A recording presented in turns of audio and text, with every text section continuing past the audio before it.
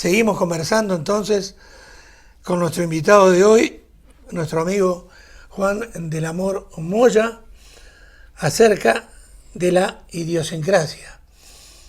Y nosotros queremos decirles de antemano que nosotros hemos tenido la gran suerte de haber vivido distintas culturas, distintas idiosincrasias. Por ejemplo, hemos estado en países árabes que yo diría son totalmente opuestos a nuestra idiosincrasia. Hemos estado en Estados Unidos, en Canadá, en Ecuador, en fin, en Argelia, lugares donde la idiosincrasia de la gente es totalmente diferente. Y Juan nos hablaba de la legislación de la diversidad, algo que tendría que ser sumamente importante para todos los gobiernos, porque, por ejemplo, yo les cuento que allí, por ejemplo, en los Emiratos Árabes Unidos, a nosotros nos hicieron firmar, fíjense ustedes, un contrato en el cual una de sus cláusulas nos especificaba que teníamos, o que nos comprometíamos, mejor dicho, a no difundir su idiosincrasia, su forma de vivir, su forma de ser, cuando nos termináramos el contrato y nos fuéramos para nuestro país de origen o para donde fuera. Fíjense, entonces, la diferencia que existe, que nosotros la vivimos, reitero, in situ, y la verdad nos congratulamos totalmente de ello. Ahora bien, Juan, ¿cuáles son entonces las ventajas y las desventajas que vos encontrás en la idiosincrasia? Bueno, al hilo de lo que acabas de comentar, yo creo que está claro que incluso en la actualidad hay países que están fomentando el hecho de tener poco contacto con el resto. Y vamos, si nos vamos, por ejemplo, a Cuba o nos vamos a Corea del Norte, por ejemplo, allí el turista que va, primero que entre, y después si entra está totalmente protegido. De siempre se ha entendido que el hecho de que las personas podamos movernos con libertad, el turismo, es decir, el que yo pueda tener contacto con otras culturas, con otras personas, con otra forma de pensar, con otra forma de vivir, con otros conceptos, con otros valores, con otra política, con otros sistemas, hace que mi mente se abra, se expanda. Incluso, y no exagero, hace que mi inteligencia avance. Pero claro, eso en tiempos, yo lo he conocido, no se permitía. No había turismo. Yo recuerdo incluso cuando en la televisión en España decía turista 1 millón y le hacían una foto al bajar del avión. Y yo recuerdo perfectamente cómo el turismo influyó tremendamente en España, aunque solo sea de cómo se bañaban. Es decir, la mujer española, y alguien se puede reír, pero posiblemente alguien con cierta edad lo puede recordar, dejó de bañarse en viso. Además, es que me ha venido a la mente el recuerdo de una señora con viso, y que tendría yo 7, 8 años, ¿verdad? Bueno, que cuando se fue a meter en la playa, pues lógicamente la ola y el aire, bueno, y un poco más, bueno, en fin, era peor bañarse en viso que bañarse en bikini. Bueno, todo eso eso quiere decir que hay un contacto, que hay una evolución, que hay un cambio. No solamente para las personas que estábamos aisladas, entre comillas, sino para la propia persona que viene y le parece eso curioso, ¿no? Ver los lugareños ahí poniéndose manguitos para que no les dé el sol, y ellos venían a tomar el sol, ¿verdad?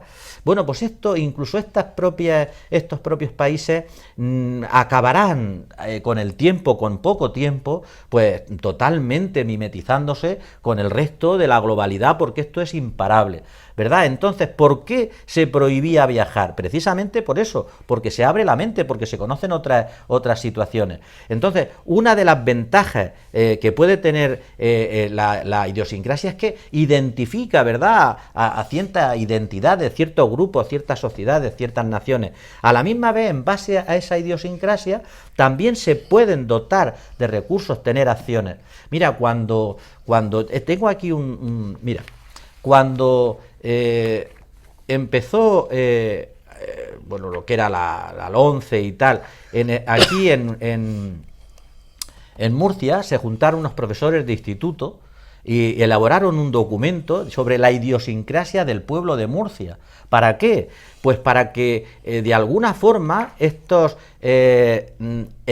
vamos a llamarle hitos identitarios de Murcia, salieran en los libros de texto, para que los alumnos lo estudiaran, lo vieran reflejado. Bueno, pues esto está escrito, cualquiera puede tener acceso de cómo veían estos profesores, por ejemplo, Juan Antonio Cabezón Martínez, que era el que dirigió este congreso, para dar sentido a los documentos de educación para trabajarlos en las escuelas de infantil, primaria y secundaria. Pero a la misma vez hay otro documento que he encontrado que es sobre Cejín. Es decir, cuando se empezó, antes de elaborar el PEPRI, que es un programa que, vamos, para potenciar, cuidar y fomentar lo que es el uso y el disfrute y a la misma vez de producción del casco viejo, del casco antiguo de Cejín, pues estas dos personas que son historiadores, Jorge Juan Eiroa García y Joaquín Lomba Maurandi, elaboraron un documento de la historia de Cejín, de cómo Cejín se ha hecho historia, desde Begastri hasta el Paraíso, hasta el Casco Viejo, hasta la actualidad. Es decir, porque es una manera y es un beneficio de la idiosincrasia de los pueblos saber de dónde viene, saber cuál es su idiosincrasia para poder luego elaborar o actuar de una manera concreta. Y me llamó la atención porque buscando de todo esto, el alcalde ahora Ballesta de Murcia, cuando su programa hablaba de que para las pedanías iban a estudiar la idiosincrasia de cada pedanía para elaborar unas propuestas concretas de acción. Entendemos que la idiosincrasia es positiva, que la idiosincrasia está bien, y entendemos que esa idiosincrasia también permite un intercambio entre culturas, pueblos e incluso personas que tienen una idiosincrasia parecida. ¿Qué tiene esto, puede tener de malo? Pues, por ejemplo, ciertas reacciones adversas que pueda haber de una idiosincrasia totalmente distinta a la otra. Es decir, yo creo que ancestralmente, sobre todo, pues yo recuerdo más bien de un colectivo de izquierda, esa animadversión a todo lo que viniera de Estados Unidos. Yo creo que hoy ya no es característico de la izquierda. Yo creo que cualquier persona, por ser persona, tiene animadversión, ¿no?, a las políticas actuales de Estados Unidos, independientemente que se les pueda reconocer otras cuestiones a nivel económico. Es decir, hay idiosincrasias que por distintas, por contrarias, pues pueden llegar a la pugna, sobre todo por razones, ya hablando de históricamente, de religión, culturales e incluso económicas. Entonces, la idiosincrasia puede servir para unir, pero también puede servir para desunir, siempre y cuando no entendamos que esa diversidad cultural nos puede enriquecer, no nos separa, porque, como te he dicho al principio, podemos ser distintos, tener distintas idiosincrasias, distintas culturas, distintas formas de pensar, distintos valores, distintas formas de afrontar la economía, pero si nos une el respeto, a partir de ahí ya no hay problema, porque el respeto es la clave, es el origen a través del cual podemos hablar, podemos compartir. Y más si tenemos en cuenta que hoy aferrarse a tu idiosincrasia identitaria particular está fuera de onda. Está fuera, no sabes entonces cómo funciona, no sabes cómo va el universo, no sabes cómo va la vida. Tendrías que, pues no sé, hacerte anacoreta y aislarte de una manera extraordinaria que al final, pues tú con tus miserias te irías seguramente a otra vida, porque esta no te lo permite. Entonces, yo creo que independientemente de que uno valore y potencie y fomente tu identidad particular, pero no puedes estar ajeno a que hoy vamos a una identidad más global, más del mundo, más universal. Juan, estabas hablando y yo recordaba y le decía a la gente que hemos estado con mi familia, con mi esposa y con mis hijos en diferentes, pero muy diferentes idiosincrasias a la nuestra. Entonces nosotros, dijiste una palabra que es muy importante, respeto. Nosotros en todos lados donde estuvimos tratamos, sobre todas las cosas, de respetar la idiosincrasia de ese pueblo y de acercarnos lo más posible a ellos en todo.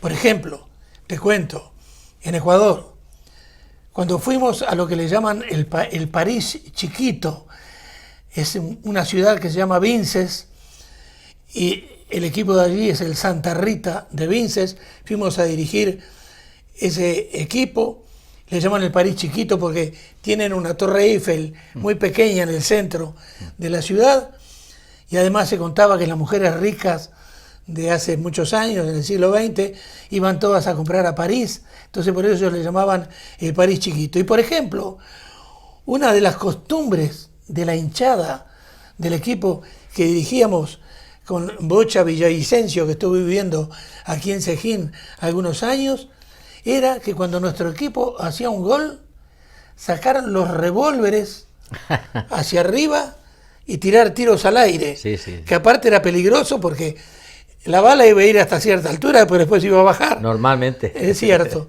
Sí. Bueno, nosotros los respetábamos, evidentemente. Ahora, nos costó muchísimo más usar la palabra respeto, o más que la palabra respeto, digamos el estar de acuerdo con ciertas cosas que nos sucedieron, por ejemplo, reitero, en los países árabes. Allí, por ejemplo, terminábamos los partidos que jugábamos fuera, el equipo, cada vez que íbamos a jugar fuera, nos daban un coche para ir con mi familia y el equipo iba en el autobús. Y resulta que sabíamos que cuando volvían de los partidos, el equipo se quedaba o a comer o a cenar en algún lado. Y a nosotros nunca nos invitaron. Entonces un día me picó la curiosidad de por qué a nosotros no nos invitaban. Entonces sabíamos el restaurante al que iban a ir un mediodía, pero jugamos ese partido por la mañana. Entonces, aduciendo que había perdido el carnet que me representaba como director técnico, fuimos a ese restaurante y estaban todos comiendo sin cubiertos, comen con las manos. Sí, sí. Entonces, claro, después supimos que les daba vergüenza el hecho de que nosotros los viéramos comer de la manera que comían. Al otro día que llegamos una madrugada a Dubái, fuimos a Ras Al Khaimah, y a la mañana siguiente, cerca del mediodía, un dirigente nos vino a buscar para llevarnos a una gran superficie, así como la Nueva Condomina, Sí. para comprarles ropa a mi mujer y a mi hija, porque pensaban que evidentemente traíamos ropa occidental y que no le iba a servir. Entonces, a comprarles vestidos, faldas largas, en fin, todas cosas que sí, en ese sentido, Juan, nosotros les dijimos que teníamos nuestra idiosincrasia y que si nosotros los respetábamos a ellos en muchísimas cosas, también ellos nos tenían que respetar a nosotros. Tanto así que mi mujer y mi hija empezaron a ir a los partidos. Ni una sola mujer entraba en los partidos de fútbol. A partir de que mi mujer y mi hija comenzaron a ir, porque no se lo podían prohibir, muchísimas mujeres emiratenses empezaron a ir a ver los partidos de fútbol. En fin, ahora viene, digamos, el intríngulis, lo más importante, el diálogo que vamos a tener entre vos y yo acerca de la idiosincrasia latina y la idiosincrasia europea. Vale. Vamos a hablar de diferencias y similitudes de las mismas. Vale, estupendo, estupendo. Bueno, has dicho comían con las manos, comían con la mano derecha. Sí, muy bien. Sí, no señor. con las manos. Sí, señor. Con la mano derecha. Sí, señor. Sí, bueno, y otro día si quieres le explicamos. Bueno, lo saben ya, el por qué la mano derecha. Bueno, pues para esta pregunta sí hemos entendido que teníamos que hacerlo juntos, pero vamos a llevar un guión, si te parece. Mira, este guión lo he sacado, se llama Victoria Benítez Fornero. Dice, tengo 18 años, eso fue hace 3, ahora tiene 21 y ahora está en Madrid, pero esta muchacha es paraguaya y va a Bélgica y lo escribe el 22 de marzo del 2016. hay poco tiempo. Ahora mismo, porque es muy curioso, he visto que en internet va poniendo en cada sitio que está activo, y ahora he mirado, anoche miré y está en Madrid, Bueno, esta muchacha, repito, de Paraguay, pues escribe diferencias, unas 20 diferencias entre europeos y latinos. Está claro, cualquiera que nos escuche, que estamos hablando de generalidades. Dentro de los europeos no somos todos iguales, y los latinos tampoco. Pero bueno, vamos a ver si estamos de acuerdo o no en lo que dice esta criatura. Dice: los europeos toman más en serio los estudios, es decir, la responsabilidad es muy importante y hay más distancia entre los profesores. Con los profesores, es decir, el profesor y el alumno. Dice: los latinos somos amigos de nuestros maestros hasta el punto de hacer bromas con ellos. Yo no sé si eso es verdad. ¿Tú estás de acuerdo? Totalmente de acuerdo. Sí. Total y absolutamente de acuerdo con lo que ella está diciendo. Es así. Sí. Con los profesores, nosotros éramos más maestros de la escuela, maestras, pues en Uruguay eran todas maestras, y profesores del instituto y de la facultad. Teníamos una cercanía, yo diría, increíble. Éramos, reitero, más que alumnos y profesores, amigos. Y con respecto a la seriedad de los estudios, se sale más preparado en Europa, Bueno, hay que tener en cuenta también que la tradición universitaria es mayor, lógicamente, en Europa, por la pura historia, ¿verdad? De 100 alumnos, por ejemplo, que entraban en una universidad, hacía 5 años de carrera, te reitero que de 100 alumnos, no creo que se llegara al 10% que culminaran dicha carrera. Dice Victoria, dice: el famoso mito de los europeos son súper fríos. Dice: es verdad en parte, pero con las personas cercanas a ellos no lo son así. Dice: en la mayoría de los casos. Dice: los latinos vamos repartiendo amor por el mundo y nuestro espacio personal es más reducido. También somos más románticos. Eso dice María Victoria. Es decir, nosotros los europeos tenemos como más frialdad en el trato, a no ser que tengamos mucha amistad, y los latinos, bueno, van repartiendo amor a diestro y siniestro. ¿Eso es verdad? Bueno, Juan, lo viví en mi casa. Lo viví con mi padre y con mi madre. Mi padre tenía una cachila. Cachila es un auto de los años 20, le llamamos cachilas.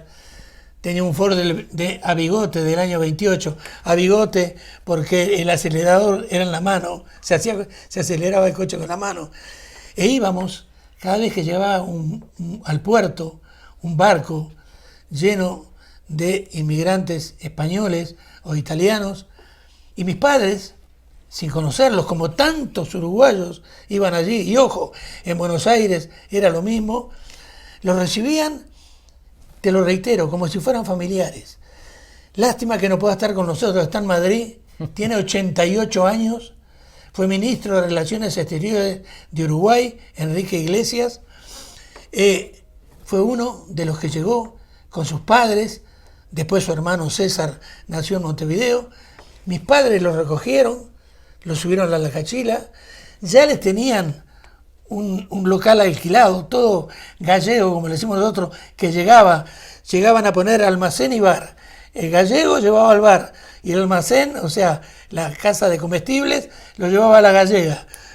Y así, eso fue lo que hicieron este matrimonio, padre de Enrique Iglesias. Y ya te digo, lo recibieron como si fueran familiares. En ese sentido, cualquier persona... Yo estuve en México, en el Campeonato del Mundo, y cuando El Salvador, que fue con el equipo que fui, quedó eliminado, Juan, iba yo caminando por el centro de DF, del Distrito Federal, de la capital, y un mexicanito, que tendría 20 años, usted vino con la selección de El Salvador, sí. Y El Salvador se fue, sí, ustedes cuando se van mañana, y no se quiere quedar, y se queda 10, 15 días en mi casa. Y yo no tenía problema para quedarme, porque de ahí me iba para Antillas Neerlandesas, no volvía a El Salvador. Y me quedé, me llevó a su casa como si fuera su hermano o su padre, no sé. Y así es la idiosincrasia del americano del sur, latino. Ya lo entiendo. Porque latino, en Canadá o Estados Unidos no conoces al vecino de puerta. Sí, eso lo entendemos. Dice, los europeos son más abiertos que nosotros. Y yo diría que se debe a que la mayoría no le importa la religión o no son religiosos. Entonces, como que nada va en contra de sus creencias y nosotros somos mayoritariamente católicos, por lo tanto hay muchos tabúes. Claro, Uruguay no casa exactamente con este perfil. Sin embargo, con este perfil sí casa, por ejemplo, cuando he estado yo en Colombia.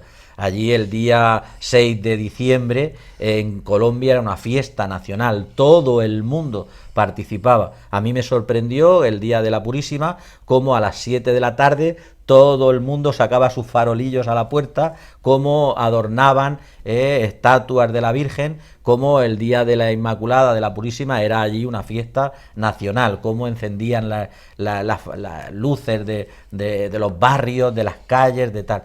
Entonces ella dice que en Europa somos como más abiertos. Es cierto.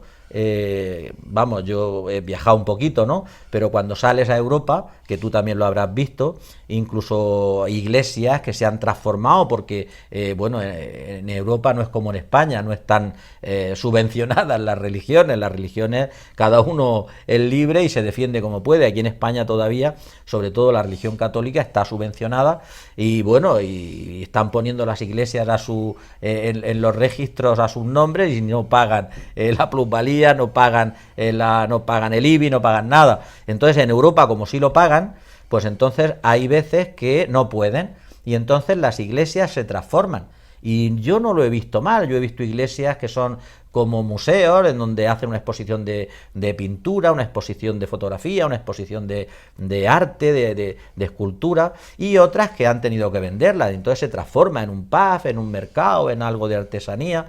Es decir, sí es cierto que en Europa, aunque en en la Edad Media hubo por parte de la Inquisición algo tan fuerte y tan a la fuerza, ¿no? que incluso llegaba a la muerte, pero con el tiempo sí es cierto que las personas nos hemos como liberado de ese yugo y ahora quien está en una religión le sirve de liberación personal, que eso es cojonudo, pero no para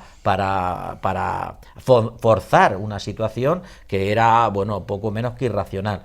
Entonces, si dice ella, si en la América Latina mayoritariamente son católicos, pues los tabúes son mayores que en Europa. Ahora, Juan, a mí siempre me sorprendió y nunca lo pude comprender. El Río de la Plata, o sea, Argentina y Uruguay, me estoy refiriendo, desde ya, siendo yo muy, pero muy pequeño, jamás presencié, por ejemplo, en Semana Santa, como le llaman aquí, Semana de Turismo, como le llaman en Uruguay y en Argentina, jamás pude ver una procesión. Jamás vi todo eso, pero sí todos los demás países de la América Latina, y estoy hablando no solo de América del Sur, Bolivia, Venezuela, Colombia, donde tú estuviste hace poco, en fin, Paraguay, también los de América Central, o sea, El Salvador, Honduras, Nicaragua, Costa Rica, sí tienen esas costumbres ancestrales, digamos, católicas, que no las han perdido nunca, porque también las viví viviendo en Centroamérica. Por eso te digo, Uruguay y Argentina, nunca comprendí el porqué. Nosotros, en ese sentido, jamás lo seguimos, digamos, a rajatabla. Claro. Ya me contaste que la Semana Santa es semana no de pasión, sino semana de turismo. Bueno, Eduardo Galeano, bueno, ya lo sabes, es habla de que fuisteis incluso los primeros en hacer una huelga en el fútbol, ¿no? Sí, claro. Sí. Bueno, otro detalle, la puntualidad, Milton. ¿Qué diferencia hay entre la idiosincrasia latina y la europea con respecto a la puntualidad? Según dice esta muchacha, nosotros somos un poco más puntuales, y que en América Latina, bueno, la puntualidad, bueno, eso es algo que no forma parte de su idiosincrasia, ¿eso es verdad? Exactamente, allí jamás he conocido una persona que fuera exactamente puntual siempre. Te citan a las 7, vas a las 7:30 y la persona que te había citado a esa hora todavía no llegó. O sea que lo de la puntualidad no existe realmente. Está claro. Hay otra cuestión que habla, que tiene relación con lo que has comentado antes con este mexicano con el que te encontraste. Dice que aquí en Europa se puede ser muy amigo, muy amigo, muy amigo y no visitar la casa del otro. Y dice que ahí, dice, por muy poco amigos que seamos, te puedes ir a vivir a la casa del otro o el otro a vivir a tu casa. Sí, Juan, es así, es así.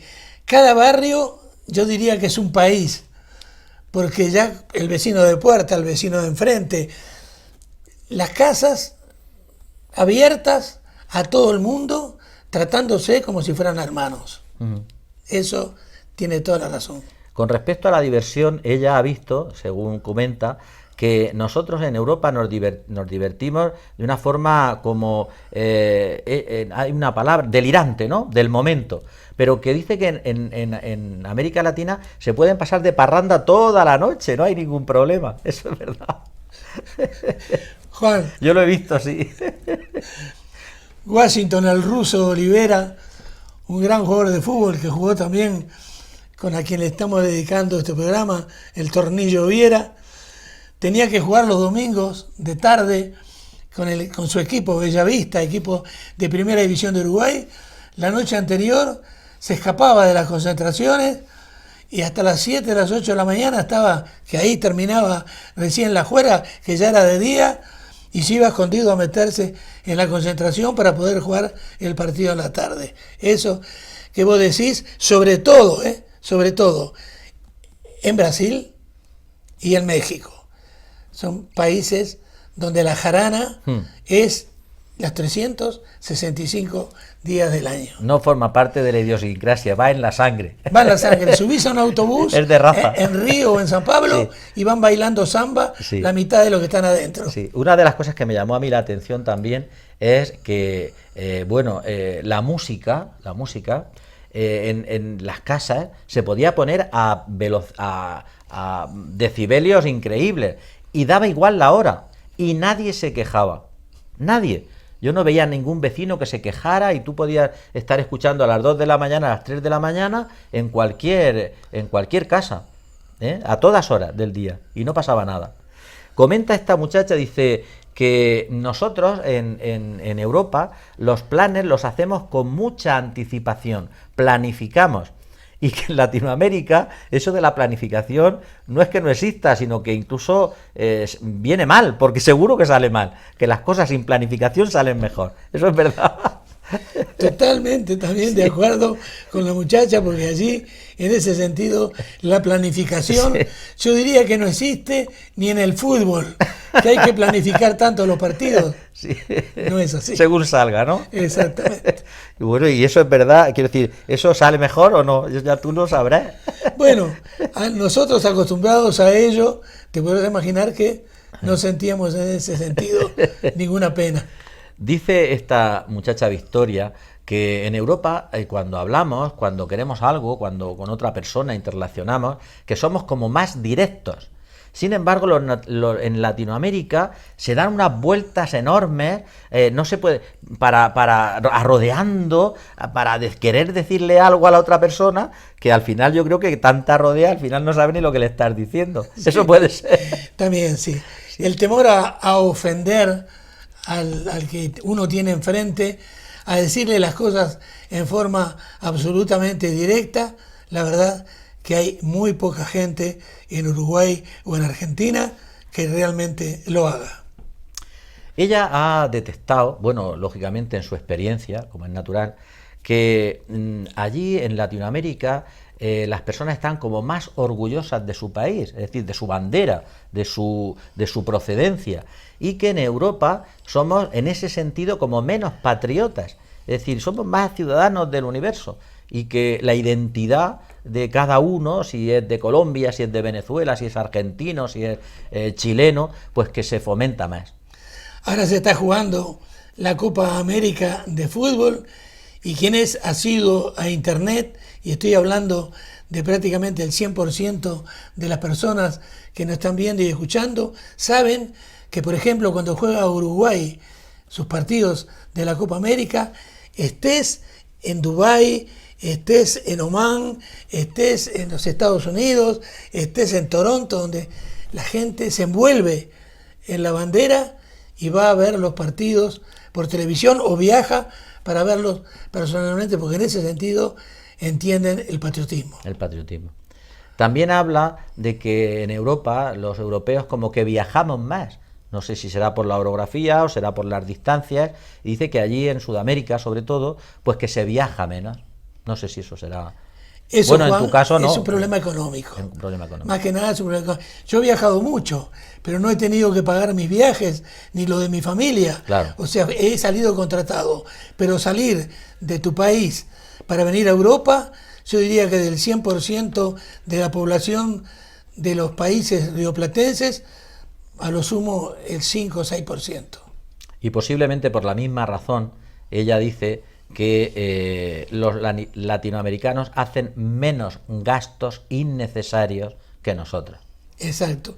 Tenés que medirte porque evidentemente, y he estado hablando de Uruguay y de Argentina, pero por ejemplo, hablando de Bolivia, en Sudamérica, hablando de Paraguay precisamente, y hablando de los países de Centroamérica, es impensable no solamente salir de tu país a hacerte vacaciones, sino que a hacer gastos innecesarios. Es imposible. Hay un detalle que también le llama la atención y bueno, que a nosotros también nos llamaría, y es, por ejemplo, en los colegios, sobre todo de primaria. Dice que aquí no se usa el uniforme, bueno, excepto en aquellos centros identitarios, ya sea, en fin, privados o concertados, pero que en la enseñanza pública es como un desfile de modelos, que no existe el uniforme, y ella lo echa en falta. Es decir, el hecho de llevar uniforme, comenta, pues hace que todos seamos como más iguales, como más igualados en el sentido de derecho y de acceso a la educación. Hay justamente un problema actual en Uruguay, sobre todo al hecho de que en primaria todos íbamos con la túnica blanca y con la moña azul, una moña muy grande azul. Y hay actualmente quienes piensan en que se debería abandonar. Pues se ha levantado una polémica en Uruguay increíble, porque sí, los uniformes, no siendo ya llegado el nivel, el segundo nivel, el secundario, se usan en todos los colegios. Sí, el Babi, ha dicho, eso sería el Babi, ¿no? Sí. El Babi. No, y hasta sexto año de escuela, primaria, hasta terminar primaria, hasta los 12 años. Sí. Ella, bueno, hay otro comentario que parece como muy natural. Dice que, bueno, en Europa al haber tanta inmigración, bueno, llama menos la atención el inmigrante, la persona diferente, distinta. Sin embargo, allí, al haber menos, pues llama más la atención el extranjero, el que viene de fuera. Bueno, en este caso, yo diría que en Uruguay y Argentina es al revés de lo que pasa o en Paraguay, o en Bolivia, o en Colombia, porque quien emigró hacia esos países sabían que allí no tenían muchas oportunidades como las que podían tener en el Río de la Plata. Bueno, dice algo que para mí es una obviedad, no sé si tú vas a estar de acuerdo. Dice que vosotros sois como más conversadores. ¿Más? Conversadores. Y discutidores. Ir a un partido de fútbol, 10 amigos, sí, una barra, como decimos nosotros, una pandilla, como dicen ustedes, aquello es que parece que se están odiando, sí, porque cada uno tiene una opinión diferente y gritando. Un europeo que va a un partido, Peñarol Nacional, por ejemplo, se asombra de lo que ve. Dice, pero entonces le falta sacar el revólver y matarse, porque aquello es digno de verlo. Sí, comenta también que los europeos siempre tenemos que tener planes, siempre tenemos que tener algo que hacer. Sin embargo, en Latinoamérica no pasa nada si no tienen nada que hacer, no hacen nada, está sin hacer nada. ¿Eso puede ser? Pero si será que en los boliches, en los bares, los uruguayos, voy a hablar de los uruguayos, están jugando a las cartas en el bar o están jugando al billar y pasa el gallego con su coche 0 kilómetros y dice, mirá ese gallego con un coche 0 kilómetros y nosotros no tenemos nada. Pues aquel gallego que tiene 0 kilómetros, de las 24 horas del día trabaja 22 y ellos se pasan 22 en el boliche. Puede ser. Esa es la idiosincrasia de unos y otros. Sí. Bueno, esto ya es un detalle, no sé si será verdad, no sabría yo. Dice que en los colegios como que vosotros tenéis más vacaciones que nosotros. Eso dice, eso no lo sé. Sí, en verano son 3 meses, terminan en diciembre y empezás después de semana de turismo, después tenés la semana de primavera, si tenés 3 o 4 semanas más que se van uniendo de repente alguna festividad que existe por la muerte o el natalicio de Artigas, de nuestro prócer, entonces aprovechan, que por ejemplo cae un martes, entonces bueno, en la mitad de la semana cae el natalicio de Artigas, bueno, nos tomamos toda la semana. Bueno, pero eso aquí no se puede, pero bueno. Dice también que aquí no siempre tenemos paciencia con los extranjeros y que vosotros tenéis mucha más paciencia, sois como más sociables. Juan, ¿Es verdad? eso, Juan, te lo firmo, porque realmente aquello es increíble. Jamás sentí a nadie lanzar un improperio hacia un extranjero. Te estoy hablando en forma seria, ¿no? Que lo estuviera haciendo realmente en forma seria. Todo lo contrario, todo lo contrario. Siempre se les acogió de brazos abiertos, y quien me está mirando en este momento, por ejemplo, en Montevideo o en Buenos Aires, lo sabe muy bien que en ese sentido la acogida del extranjero de repente fue muy superior a la que se hizo al propio compatriota. Bueno, yo mi poca experiencia, porque es muy poca, no llegó al mes, estoy de acuerdo contigo. O sea, la acogida que yo tuve fue extraordinaria. Entonces, en ese sentido estoy totalmente de acuerdo. Comenta también ya 2 detalles y dice que los europeos, según ella, esto no lo llego yo a entender, pero puede ser, como que tienen mejor nivel de inglés. Es decir, que el inglés en Europa se ha estandarizado muchísimo más que en Latinoamérica. Sí, sí, en nuestra época nosotros el inglés en el bachillerato teníamos 1 año de inglés, habíamos pasado toda la primaria, los 4 años de secundaria obligatoria, y recién aparecía en el primer año de bachillerato el único idioma, ni el francés, ni el alemán, únicamente el inglés. Y hay otra cosa que yo no la llego yo a entender, pero posiblemente sea verdad, no lo sé. Dice que aquí en Europa se utiliza más el transporte público que en Latinoamérica.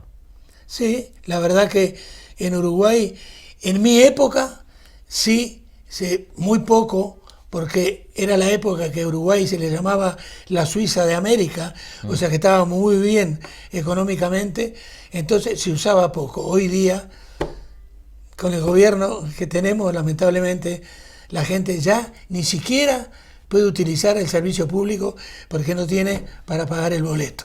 Ya. Hombre, yo no es significativo, pero cuando estuve allí en Colombia, en Santa Rosa de Cabal, en Pereira, en Bogotá, pues yo vi que el transporte público se usaba muchísimo. Y no solamente había una línea de autobús, había varias. Y otra cosa, bueno, cogías un taxi y te cobraba lo mismo a cualquier sitio del municipio que tú fueras, que no llegaba, era 1 euro, fuera una persona, fueran 2. Y luego me llamó la atención porque me recordé mis años de muy joven, de cuando subíamos de Canara a Cejín con el Perdío, que allí en cualquier sitio, yo no vi paradas de autobuses. Sí que las habría, pero yo no las vi, porque en cualquier sitio, cualquiera que levantaba la mano, el autobús te paraba. Aunque hubiera parado hacía 10 metros, 7 metros. Y nadie se molestaba. Es decir, si algún coche de atrás tenía que frenar, yo nunca oí ningún improperio, ninguna voz alta. El autobús paraba, te montaba. Y luego una educación exquisita, dando las gracias al chofer que te paraba y dando las gracias incluso cuando te bajaba. Yo vi que se usaba bastante el transporte público, incluso uno de los autobuses se llamaba La Chiva, que con mucho colorido, que además yo creo que era bueno en montarse nada más que porque por donde te llevaba y por la alegría que llevaba dentro. No sé, supongo que llevará razón esta muchacha, sí, pero yo vi que se usaba mucho el transporte público porque era allí donde yo estuve más barato que el privado, claro, que tu coche. Yo te decía que en Uruguay hoy día ya a pesar de que en mi época de niño se llenaban los autobuses y los tranvías eléctricos y los troleibuses, pero porque la gente podía pagar ese transporte. Hoy día es bastante difícil porque la gente apenas lamentablemente en muchos países tiene muy poco para comer. Claro. Bueno, esta muchacha ya vamos, no comenta nada más, pero yo me he acordado, claro, habla desde Europa, ¿no? Europa, pues se hablan varios idiomas, pero los que hablamos un idioma común, ¿verdad?, que es el español, también es cierto que hay que llevarse mucho cuidado, porque todas las palabras no tienen la misma acepción, no tienen el mismo significado, depende de qué país latinoamericano que en España.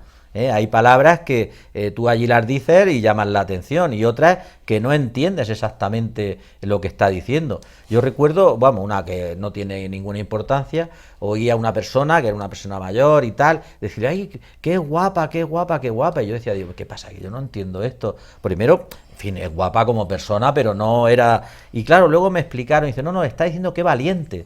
Qué valiente que es, porque un matón es un guapo. Claro, que ha hecho una trayectoria andando importante y le está diciendo valiente, que se ha esforzado y tal. Y yo estaba entendiendo, pues lo que estaba entendiendo. Bueno, Juan, sí, para ir terminando, porque se nos fue la hora, sí. Te cuento que un día en el Estadio Nacional de la Flor Blanca, así se llama un estadio de San Salvador, capital de El Salvador, me llevaron para comentar un partido entre el Alianza de allí y un equipo extranjero, un equipo mexicano. En fin, cuando terminó el primer tiempo, que fui a comentarlo, yo dije que la Alianza había entrado pisando fuerte en el campo de fútbol, como diciendo que había ido a ganar el partido de entrada.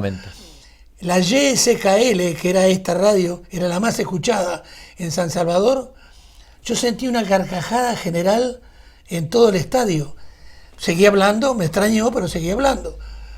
Y cuando terminó, y terminé la exposición y salí de la cabina, bueno, me dijeron que pisar era hacer el amor en la República de El Salvador.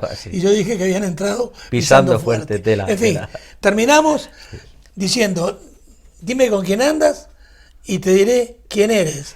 Entonces, dime con quién deambulas y te diré tu idiosincrasia. Sí, es un refrán, vamos, que todo el mundo sabe, ¿no? Es decir, depende con quién te juntes, depende con quién andas, con quién normalmente tú, de forma voluntaria, vayas, pues se puede saber de ti. De todas maneras, yo he cogido otro refrán que va muy bien, dice, el que con lobos anda, a aullar se enseña.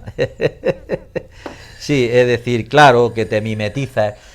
Claro, aquí el problema es, si imagínate que la persona buena va con uno, pues no se sabe, ¿no? Pero lo cierto y verdad es que depende con quién vayas, depende con quién estés, se te puede hacer un perfil a ti. Si vas con lobos, al final acabarás aullando. Y yo me he acordado y yo, lógicamente, como te digo, me das esa libertad, la puedo decir, pues ahora políticamente en España, porque es lo primero que me ha venido a la mente, cierto grupo, colectivo, político, que no hace tanto eran de centro izquierda, ahora se están juntando con lobos, acabarán aullando, pero muy pronto, muy pronto. ¿Por qué? Pues porque ahora están disimulando, van con, podríamos decir, con piel de cordero, se va a poner el piel de cordero, pero se están juntando con lobos, lo que significa es que pronto, pero pronto es ya, empezarán a aullar para que todo el mundo lo vea y todo el mundo se dé cuenta que depende con quién vayas, depende con quién te juntes, depende con quién te hagas acuerdos, depende con quién convenies, pues así más o menos te tienes tú que mimetizar. Eso pasa incluso si queremos ponernos a nivel de hijos, a nivel de personas de nuestra familia y tal, es bueno saber con quién se juntan nuestros hijos, no porque nuestros hijos sean los mejores, no, estamos hablando de que eso es importante para la educación, para la evolución, y eso pasa también en las escuelas. Es decir, nosotros no hace tanto, y estoy haciendo, digo no hace tanto, hace unos 10 años, pues entendíamos que, por ejemplo, cuando se trabajaba con el bilingüe, que los alumnos que eran bilingües tenían que estar solicos, ellos solos, y los no bilingües aparte, y eso fue un error que en el centro donde yo trabajaba se detectó tempranamente y lo que se hizo fue mezclarlos, es decir, no pasa nada, tenemos que mezclarnos. ¿Por qué? Porque de esa diversidad todo el mundo se beneficia, incluso ese alumno que por circunstancias pues va como más atrasadito o le cuesta un poquito más acceder al conocimiento, el hecho de que se junte, dime con quién anda, con personas, con críos que sí que les gusta el acceso al conocimiento, sí que trabajan, sí que hacen los deberes, sí que estudian, pues hace que